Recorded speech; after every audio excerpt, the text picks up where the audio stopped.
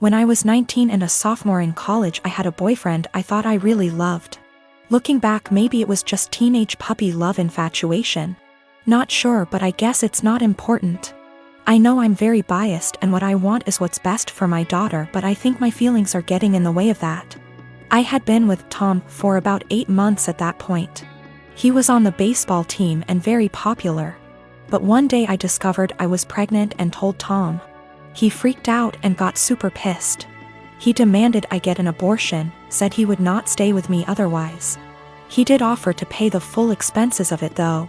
So I went to the clinic and I couldn't do it. I'm very pro-choice and told myself the logical thing to do would be to have an abortion.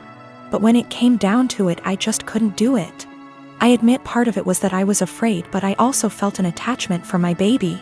The thought of getting rid of him / her made me feel like throwing up. So I told Tom that I did love him and I wasn't trying to trap him, but I simply couldn't have an abortion. Maybe we could look into adoption, but abortion was out. Tom said he had never loved me, and while I was fun, I was now causing him too much trouble for him to bother with me anymore. And I was right, I wasn't going to trap him. He said I was free to choose to keep the baby, and he was free to choose to have nothing to do with me or it, and to not even think of trying to get child support from him. I won't go into details, but Tom made it clear he would make life as miserable as possible for me if I tried to contact him again, get child support, etc. Maybe it was wrong to do, but I figured all that trouble and drama just wasn't worth it and I would make my own way. I was, however, devastated and completely heartbroken. I admit it really me up. I never spoke with or saw Tom again. I did consider adoption, but in the end, long story short, I chose to keep my child. Faith is 4 now. It's been a long and hard road, but I graduated college and got a job. We live in a tiny apartment and finances are tight, but we make do. I love Faith like crazy and I do not regret the choice to keep her whatsoever. She makes me a better person and we have a good life. However, 3 days ago I received a letter in the mail. It was from Tom. Inside the envelope was a letter and a check for $3,000. This is what the letter said: Vika, I know this is coming out of nowhere and I'm sorry, but I didn't know a better way to do this. I am so sorry for how I acted 5 years ago. I was selfish and a complete fool. I know that doesn't begin to cover it. These past 5 years have really had an effect on me. I got a job at Restraint. I started hanging out with different people. Good people instead of college jocks. I know I ran from my responsibility and I treated you with callous cruelty. I know I can't undo what I did, but I want to make it right. Here is a check for $3,000 for Faith. I know that doesn't begin to cover what her expenditures have been, but I wanted to show I am serious about what I'm about to say. I want to be a part of our daughter's life. I will go as slow as you like. I would very much like to set up regular child support payments as well as pay off whatever back child support I owe you for the past 5 years, including hospital appointments during your pregnancy. I know I don't deserve it, but I want to meet my daughter and be a part of her life in whatever way I can. I want to help her and I want to help you and start making up for the terrible way I acted. Here is my contact information. I am willing to do what you ask of me. Thank you for your time. Tom. I was blown away. I'm also beyond pissed off. I'm thinking of the pregnancy I had to deal with after getting dumped like that. Exams and papers I had to write. Giving birth to her on my own. The late night feedings, all the diaper changes, the constant crying. Trying to afford clothes to keep Faith warm during the winter as she grew while also making sure she didn't go hungry, the tantrums. The first steps, first words, the potty training. He wasn't there for any of that, and now he just wants to come waltzing into her life like nothing happened. After doing whatever he felt like now that Faith is out of the unfunny baby years and she's a well-behaved child who can now carry on a conversation, and knows how to use toilet and doesn't wake up every 2 hours. Faith has started asking questions like, where is her daddy? How come she doesn't have a daddy? And I've been doing my best. I've been saying mommy doesn't know where daddy is, true until now. And she doesn't have a father because daddy wasn't ready to be one when she was born. Maybe that's the wrong answer, but I am doing my absolute best. I'm thinking of how Tom hurt me and bailed when life got hard. I can't stand the thought of him doing that to Faith. She's a sweetheart and quite sensitive. She doesn't understand unkindness. She makes friends with everyone and is very innocent. I've done my best to teach her to be a calm, kind, respectful person, and everyone loves her. However, I do know she needs a good male role model in her life, and I do feel guilty for not having one for her. I haven't had a boyfriend or dated since Tom because all my energy and focus has been on graduating college, getting a job, and being a good mother to my daughter. I never really thought about Tom much after Faith was born, but now that I am with this intrusion into our lives, I think I hate and despise him. I want him to just go away. I wanted to not even cash the check and to tell him to take his money and shove it, but my parents and close friends reminded me that that is Faith's money and she is entitled to it, and I agree. At minimum, I want to get some child support going because Faith deserves all the financial assistance and opportunities she can get. However, I know if I get regular child support, Tom will want to be in Faith's life, and frankly, I don't want that. I don't want him to hurt her and bail when life gets hard, because it is when you have a kid. I also feel like he doesn't deserve her. 4-year-olds are a lot more fun than infants. How convenient he suddenly shows up and wants to be a dad when the hardest part is out of the way. But I honestly do want what's best for Faith. I think she deserves to have a good daddy. I just don't think Tom is. I think Faith is better off having no dad than a bad or half-assed one. She deserves the money. But am I right to take the money and not give Tom any access to my daughter? I can't stand the thought of him hurting her. The thought of dropping her off at his house where I don't have access to her makes me want to scream and run away. Am I out of line for taking Tom's money but saying that's as close as he will ever get to her? I am not convinced in the slightest he has changed. I feel like this is guilt money and I want to throw that check in the trash.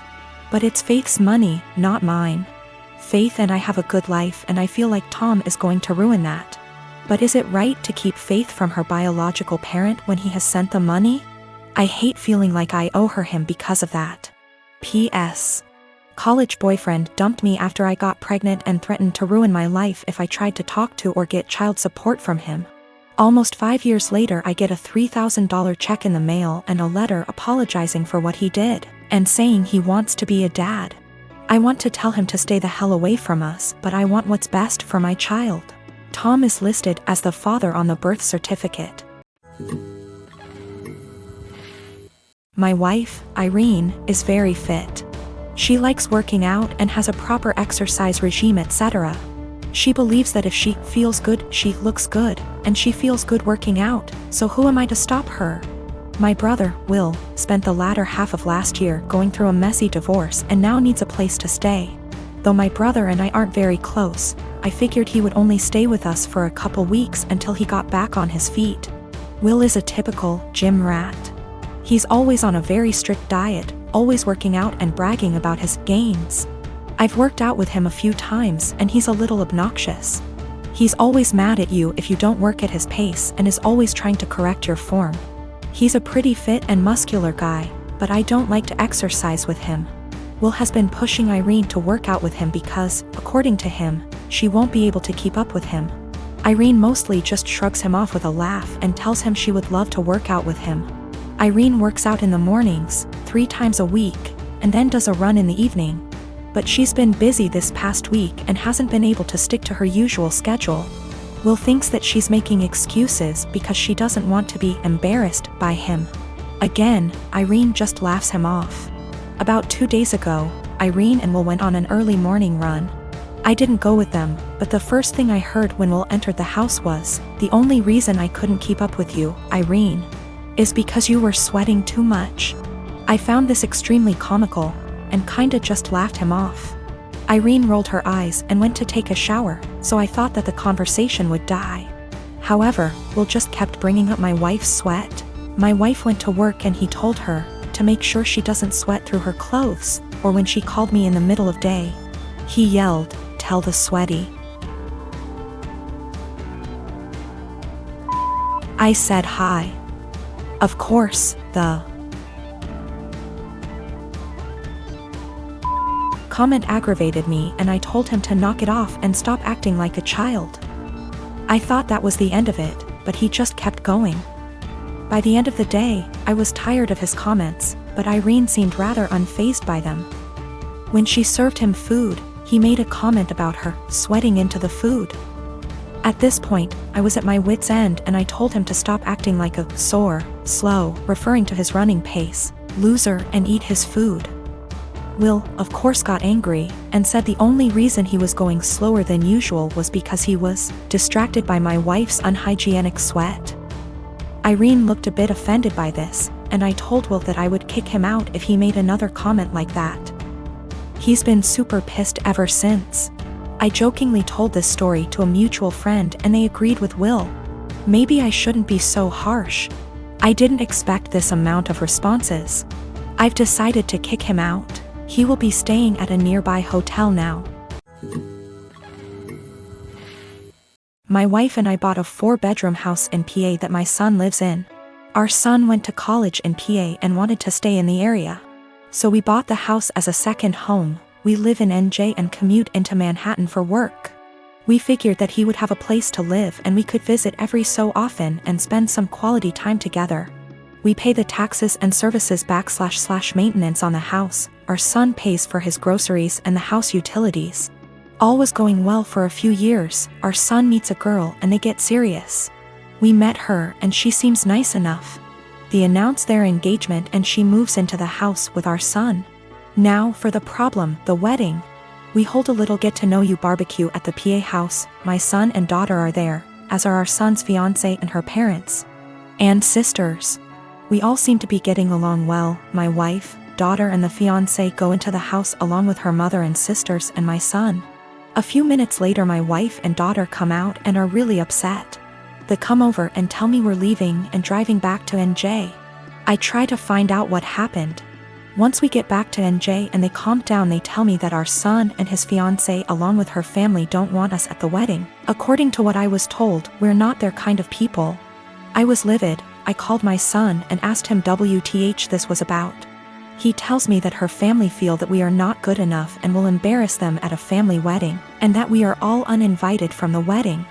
I let a week go by to calm myself down and drive back to the PA house. The new future in-laws are in the house along with the fiancé. It appears that they all moved into the house. They ask me why I'm there.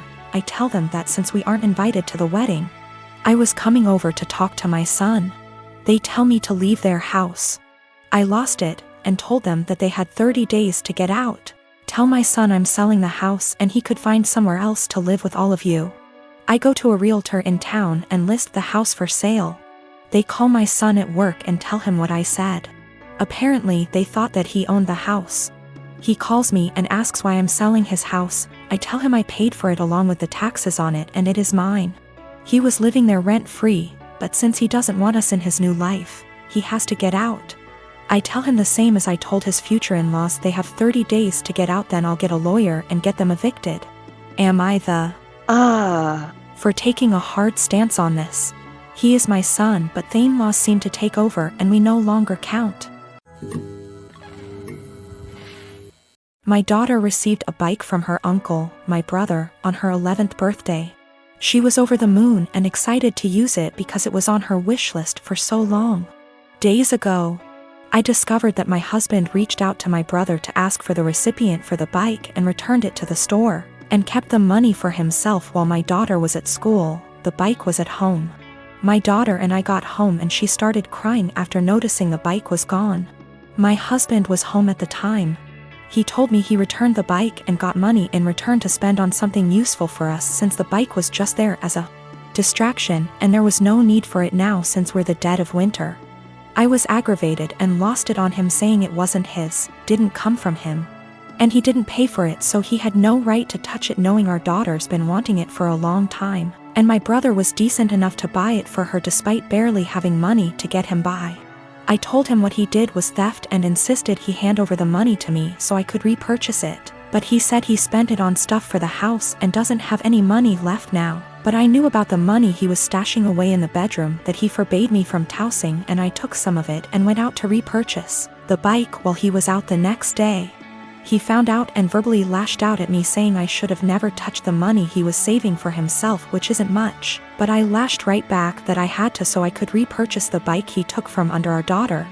He explained that he didn't keep the money for himself and instead spent it for necessities for our home, but he was at fault. for taking the bike in the first place, and he was responsible for getting it back. He yelled at me for almost 10 minutes, then stormed outside and started smoking. My daughter asked why her dad was upset and that she no longer wants the bike if dad doesn't want her to have it. But I assured her that's not the case and told her she shouldn't feel guilty and to just focus on enjoying her bike. My husband hasn't stopped grilling me about how I disrespected and undermined him, and managed to make our daughter hate him after making him look like the bad guy. I again said he shouldn't have touched the bike. End of the story. He's called me thief and juvenile for taking money from his savings and being sneaky about it.